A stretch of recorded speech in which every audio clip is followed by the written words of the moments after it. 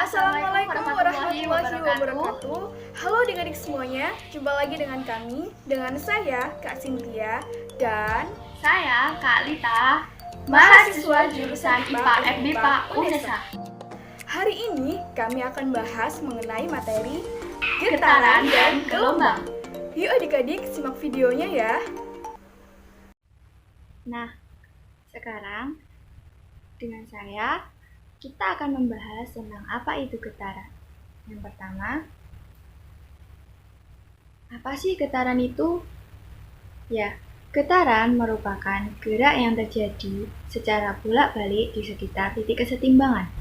Syarat terjadinya getaran yaitu benda mengalami kondisi diam apabila tidak menerima gaya gerak.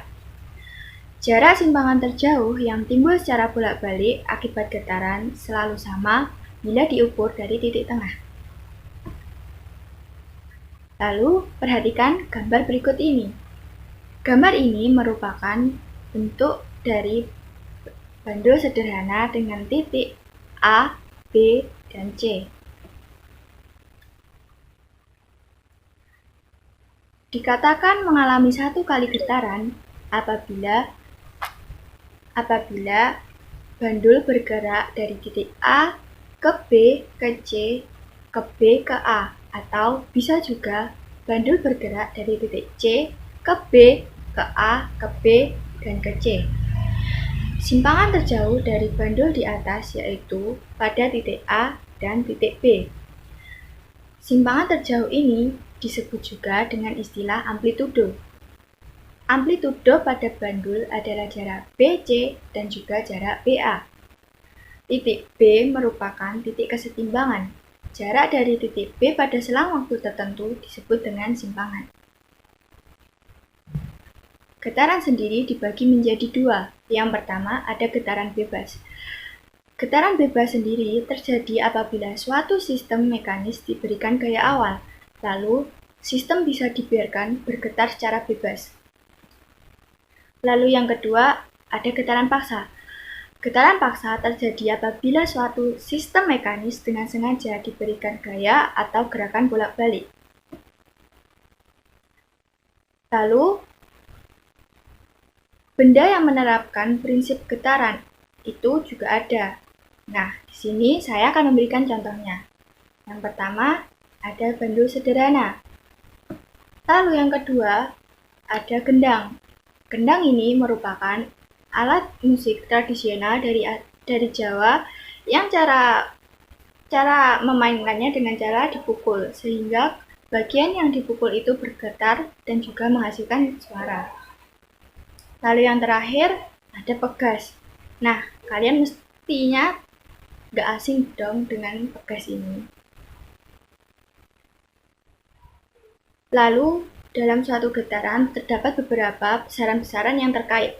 Yang pertama yaitu frekuensi. Apa sih frekuensi itu?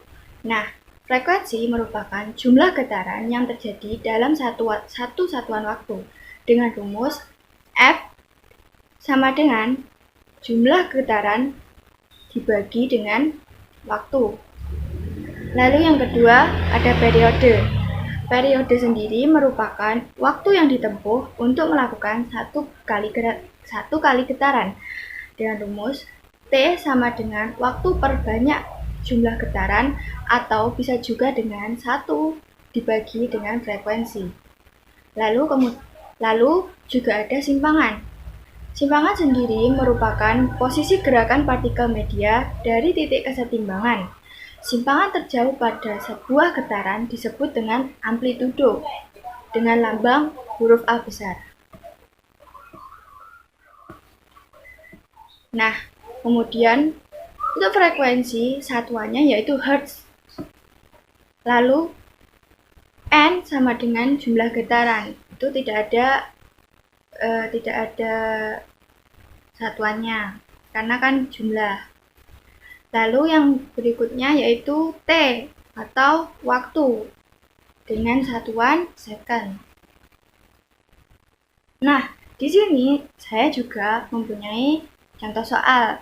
Yang pertama merupakan bandul sederhana dengan titik P, Q, R S, dan T.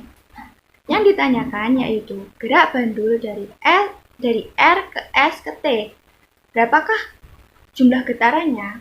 Nah, seperti yang tadi sudah dijelaskan, satu kali getaran dapat dilihat dari gerak bandul dari titik P ke Q ke R ke S ke T ke R ke kita ulangi. Satu kali getaran dalam bandul sederhana ini dimulai dari titik P ke Q ke R ke S ke T ke S ke R ke Q ke P, atau bisa juga dari titik T ke S ke R ke Q ke P ke Q ke R ke S ke T. Nah, dikarenakan yang ditanyakan di sini gerak bandul dari titik R ke S ke T, maka bisa disimpulkan jumlah getarannya yaitu 1/4 getaran. Lalu yang kedua, masih tentang bandul sederhana dengan titik A, B, dan C. Di sini diketahui jarak antara bandul satu ke bandul satunya lagi sebesar 4 cm dan untuk waktunya 0,4 second. Yang ditanyakan yaitu nilai frekuensi dan periode dari bandul di gambar tersebut. Kita bisa hitung dari jumlah getaran terlebih dahulu. Dari gerak bandul A ke B merupakan 1/4 getaran. Lalu, untuk menempuh 1/4 getaran tersebut, diketahui tadi kan membutuhkan waktu sebanyak 0,4 second. Dapat disimpulkan, untuk menempuh satu getaran penuh, yaitu dari titik A ke B ke C ke B lalu ke A, itu sebesar 1,6 second. Waktu untuk menempuh satu getaran disebut periode. Jadi tadi periodenya yaitu 1,6 second. Untuk frekuensi, kita dapat hitung dengan rumus yang frekuensi sama dengan 1 dibagi dengan periode. Nah, dikarenakan tadi sudah diketahui nilai periodenya 1,6 second, dapat kita hitung frekuensi sama dengan 1 dibagi dengan 1,6 second, yang menghasilkan nilai 0,625 Hz. Jadi, frekuensinya yaitu sebesar 0,625 Hz dan periodenya sebesar 1,6 second. Nah, itu tadi merupakan materi tentang getaran beserta contoh soalnya. Nah, sekarang kita akan membahas materi mengenai gelombang. Adik-adik kan sudah belajar mengenai materi getaran, bahwa getaran itu merupakan gerakan bolak-balik melalui titik setimbang, sedangkan getaran akan merambat dalam bentuk gelombang. Nah, gelombang sendiri merambat dengan membawa energi, sehingga gelombang merupakan getaran yang merambat melalui atau tanpa melalui medium dengan membawa energi. Adapun jenis-jenis gelombang, berdasarkan media perambatannya, ada dua macam gelombang. Media perambatan di sini berarti sebagai media untuk tempat merambatnya gelombang. Nah, di sini ada dua jenis, yaitu gelombang mekanik dan gelombang elektromagnetik. Gelombang mekanik merupakan gelombang yang membutuhkan media perambatan. Nah, di sini gelombang mekanik ini tidak akan bisa merambat tanpa adanya media perambatan. Contohnya seperti ada gelombang tali. Nah, seperti ini ya. Ini merupakan tali itu sebagai media perambatannya. Jika tidak ada tali, maka tidak mungkin ada gelombang yang bisa merambat. Seperti itu. Lalu yang kedua ada gelombang air. Dan yang ketiga ada gelombang bunyi. Lalu yang kedua ada jenis gelombang elektromagnetik. Kebalikan dengan gelombang mekanik, gelombang elektromagnetik ini tidak memerlukan media perambatan. Contohnya seperti gelombang cahaya, gelombang radio, dan gelombang sinar X. Nah, di sini gelombang cahaya ini, waktu matahari menembus ke bumi, sinar matahari tidak memerlukan media perantara atau media untuk perambatan, tetapi cahayanya bisa kita rasakan hingga ke bumi, seperti itu ya.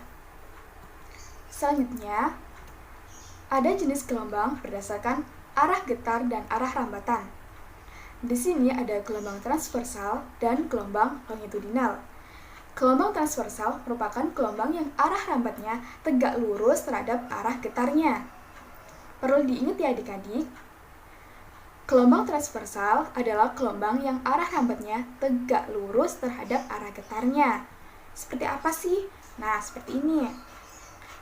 Ini merupakan gambar gelombang transversal, di mana arah rambatnya dia merambat ke kanan dan arah getarnya dia mengarah ke atas seperti ini. Seperti ini ya adik-adik, sehingga arah rambat dan arah getar ini membentuk tegak lurus. Contoh gelombang transversal ini seperti gelombang listrik, gelombang elektromagnetik, seperti itu. Dan untuk gelombang yang kedua, yaitu gelombang longitudinal, merupakan gelombang yang arah rambatnya sejajar dengan arah getarnya. Contohnya seperti gelombang bunyi. Nah, pada gambar ini, arah rambat gelombang yaitu menuju ke kanan, sedangkan arah getarnya juga menuju ke kanan, sehingga sejajar ya adik-adik. Next, yaitu ada besaran pada gelombang. Nah, untuk besaran pada gelombang, adik-adik wajib nih memperhatikan dengan baik, karena ini merupakan satu langkah dasar yang harus adik-adik pahami sebelum untuk masuk ke rumus-rumus dalam gelombang, seperti itu ya. Yang pertama itu ada panjang gelombang. Di sini disimbolkan dengan tanda lambda. Lambda merupakan jarak yang ditempuh gelombang dalam satu periode, dan satuannya dalam meter, seperti itu ya. Lalu yang kedua ada frekuensi gelombang yang disimbolkan dengan F kecil. Frekuensi gelombang merupakan banyaknya gelombang tiap detik dengan satuan Hertz atau disingkat Hz. Rumusnya F sama dengan N per T, di mana N merupakan banyak gelombang dan T merupakan waktu dalam second. Lalu yang ketiga ada periode gelombang. Periode gelombang yang disimbolkan dengan huruf T besar merupakan waktu yang diperlukan untuk melakukan satu kali gelombang gitu. Satuannya berupa S atau second. Rumusnya T besar sama dengan T per N. Bisa dilihat adik-adik bahwa frekuensi dan gelombang ini rumusnya berkebalikan, sehingga dapat ditulis T sama dengan 1 per F atau F sama dengan 1 per T. Ingat ya. Lalu selanjutnya ada cepat rambat gelombang yang disimbolkan dengan V kecil, yang merupakan jarak yang ditempuh oleh gelombang selama 1 menit dengan satuan meter per second. V sama dengan lambda per T, atau V sama dengan lambda kali F. Mengapa bisa begitu? Nah, ini berkaitan dengan hubungan antara T dan F, sehingga bisa diperoleh rumus seperti ini adik-adik. Next ada, nah ini juga penting untuk diperhatikan. Pada gelombang transversal, 1 lambda diartikan jarak satu bukit 1 lembah. Nah, jadi pada gelombang transversal adik-adik, bagian yang menjulang ke atas ini dinamakan bukit, sedangkan bagian yang menjulang ke bawah ini dinamakan lembah. Yang disebut dengan 1 lambda atau 1 gelombang merupakan jarak 1 bukit dan 1 lembah. Jadi jika di sini ada bukit dan di sini lembah, maka yang disebut dengan 1 gelombang merupakan jarak dari sini hingga ke sini. Ini namanya 1 lambda. Seperti ini ya. Lalu yang kedua ada jarak 2 bukit yang berdekatan. Nah, di sini anggap aja bukit ini dengan bukit yang ini. Maka jarak antara 2 bukit yang berdekatan ini dinamakan 1 lambda. Seperti itu. Lalu yang ketiga, lambda juga bisa diartikan jarak antara 2 lembah yang berdekatan. Misal saja lembah ini dengan lembah yang ini, karena ini merupakan lembah yang saling berdekatan. Maka ini disebut dengan 1 lambda. Seperti itu ya adik-adik. Nah, berbeda lagi dengan gelombang longitudinal, di mana pada gelombang longitudinal ini terdapat 1 rapatan dan 1 renggangan, sehingga 1 lambda diartikan sebagai terdapat dari 1 rapatan dan 1 renggangan. Ini merupakan rapatan dan ini merupakan renggangan. Jadi jarak antara sini sampai sini maaf, sampai sini maksud saya, itu dinamakan dengan 1 lambda. Mudah bukan? Selanjutnya, sifat-sifat gelombang. Nah, sifat-sifat ini juga wajib kita ketahui ya adik-adik. Yang pertama ada gelombang dapat merambat. Tentu, karena pengertian dari gelombang tadi merupakan getaran merambat. Lalu yang kedua, dapat memindahkan energi. Pastinya, karena gelombang merupakan getaran yang merambat dengan membawa energi. Yang ketiga, dapat dipantulkan atau direfleksikan. Lalu yang keempat, dapat dibiaskan atau direfraksikan. Lalu yang kelima, dapat berubah arah atau diffraksi jika bertemu dengan penghalang yang memiliki celah. Lalu yang keenam, 2 atau lebih gelombang dapat saling menguatkan atau saling menghilangkan jika digabung. Ini dinamakan dengan interferensi gelombang. Nah, ini adik-adik merupakan gambar bahwa gelombang dapat dibiaskan. Contohnya seperti apa? Ketika kita menaruh pensil di dalam gelas yang berisi air, maka seolah-olah pensil itu patah. Iya bukan? Padahal pada aslinya pensil tersebut tidak patah, hanya saja ini merupakan sifat gelombang yang dapat dibiaskan. Jadi seolah-olah pensil terlihat patah. Lalu yang kedua, nah ini yang merupakan ilustrasi dari gelombang bisa dipantulkan. Kalian masih ingat kan bahwa kelelawar ketika mencari makan pada malam hari menggunakan suara ultrasoniknya untuk mengetahui mangsanya berada di mana. Nah, di sini suara yang dikeluarkan oleh kelelawar merupakan gelombang bunyi. Nanti gelombang tersebut akan terpantulkan ketika menabrak suatu benda. Seperti ini. Inilah yang dimaksud bahwa gelombang mempunyai sifat dapat dipantulkan. Lalu yang gambar ketiga ini merupakan keterangan yang kelima ya adik-adik. Gelombang dapat berubah arah atau diffraksi jika bertemu dengan penghalang yang memiliki celah. Nah, maksudnya di sini bagaimana? Kalian lihat di sini ada permukaan laut yang lebih luas, lalu bertemu dengan celah seperti ini. Di sini gelombang bertemu dengan penghalang, akan tetapi penghalang tersebut memiliki celah. Sehingga apa? Gelombang akan berbentuk sesuai dengan garis yang telah ditentukan. Seperti ini ya adik-adik, bentuk setengah lingkaran. Next. Manfaat gelombang. Yang pertama, untuk pembangkit listrik. Nah, ini bisa diterapkan pada gelombang air, gelombang cahaya, atau gelombang lainnya. Lalu yang kedua, ada gelombang untuk memasak. Di sini, kalian pasti pernah memasak menggunakan oven atau oven microwave. Nah, di sini menggunakan gelombang mikro ya adik-adik. Seperti apa ya? Nah, kalian simak dulu ya. Lalu yang ketiga, ada untuk fotosintesis, di mana ini menggunakan gelombang cahaya. Tentunya, karena tumbuhan melakukan fotosintesis dengan memerlukan bantuan cahaya dari matahari. Begitu bukan? Lalu yang keempat ada untuk USG atau menggunakan gelombang bunyi. Nah, ini merupakan gambar di mana gelombang untuk pembangkit listrik.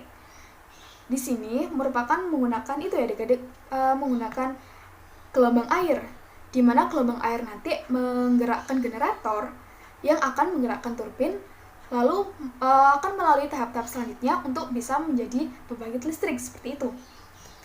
Lalu yang kedua, ini merupakan gambar microwave. Ketika kalian memasak menggunakan oven, maka masakan tersebut dapat matang. Ini merupakan berkat dari pemanfaatan dari gelombang mikro.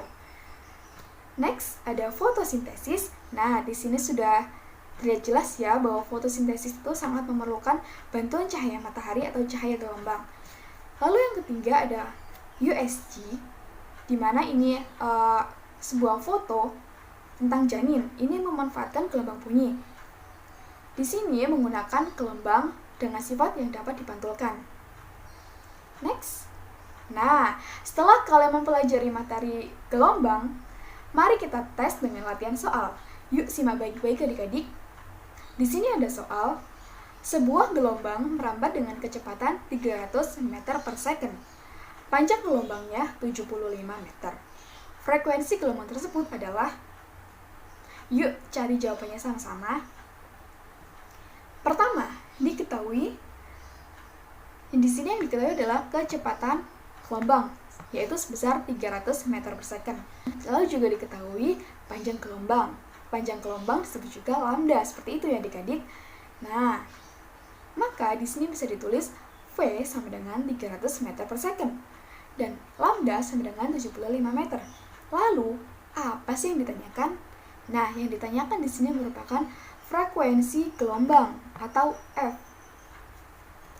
Langsung aja kita tulis, ditanya frekuensi gelombang. Lalu, cara menjawabnya bagaimana? Yuk simak baik-baik. Kalian masih ingat V sama dengan lambda kali F? Begitu bukan? Nah, karena nilai V sudah diketahui dan nilai lambda juga sudah diketahui, kita langsung memasukkan saja. Sehingga diperoleh 300 sama dengan F kali 75. F pindah ruas ke kiri dan 300 pindah ruas ke kanan. Nah, kalian masih ingat kan V sama dengan F kali lambda, sehingga diperoleh 300 sama dengan F dikali 75. Di sini 75 berpindah ruas ke kiri dan F sama dengan 4 Hz. Sehingga diperoleh frekuensi dari gelombang tersebut adalah 4 Hz. Mudah bukan? Yuk lanjut. Berikutnya ada soal gelombang merambat pada permukaan air laut seperti pada gambar berikut. Bila gabus tersebut naik turun selama 10 kali dalam waktu 5 second, cepat rambat gelombang tersebut adalah, nah, perlu kita perhatikan di sini. Di sini ada garis yang menunjukkan bukit dan ini juga bukit. Jarak dari sini ke sini itu 2 meter. Lalu berapa ya lambdanya? Nah, kalian bisa lihat dari sini adik-adik. Ingat bahwa satu lambda dalam gelombang transversal merupakan satu bukit, satu lembah. Nah, anggap saja karena ini merupakan garisnya di sini, maka ini merupakan setengah dari bukit, seperti itu ya. Dan ini juga setengah dari bukit. Jika setengah dari bukit digabung dengan setengah dari bukit, maka menjadi satu bukit. Maka jaraknya satu bukit, satu lembah, ini sama dengan 2 meter. Jadi, satu lambda sama dengan 2 meter. Langsung saja kita tulis, diketahui N sama dengan 10. Dari mana? Nah, di sini kan sudah ada keterangannya bahwa gabus tersebut naik turun sebanyak 10 kali, seperti ini. Jadi, N sama dengan 10.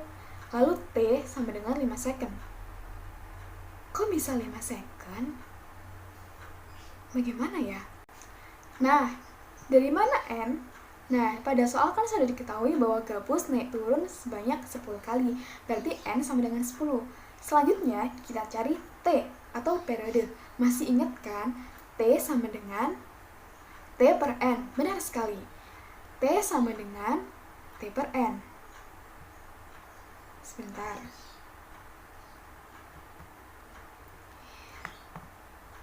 T sama dengan T per N.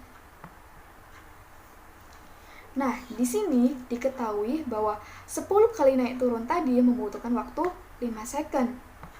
Sedangkan periode tadi kan diketahui bahwa merupakan waktu yang dibutuhkan untuk melakukan 1 kali gelombang. Jadi di sini 5 di per N nilainya 10. Jadi diperoleh nilai periodenya yaitu 0,5 second. Lalu lambdanya seperti yang kita cari tadi, nilainya yaitu 2 meter. Berarti yang ditanya itu apa? Nah, yang ditanya merupakan cepat rambat gelombang tersebut adalah dijawab V sama dengan F kali lambda. Tinggal memasukkan nilai-nilainya. Oh, sebentar. Karena di sini frekuensi tidak diketahui, yang diketahui merupakan T sebagai periode, maka rumusnya bisa diganti dengan V sama dengan lambda per T. Selanjutnya, kita masukkan nilainya. sehingga diperoleh 2/0,5 dan hasilnya 4 meter per second. Jadi kecepatan lambat gelombang tersebut adalah 4 meter per second. Mudah bukan adik-adik? Nah, materi gelombang telah kalian pelajari. Semoga materi ini bermanfaat dan bisa kalian pahami baik-baik ya. See you!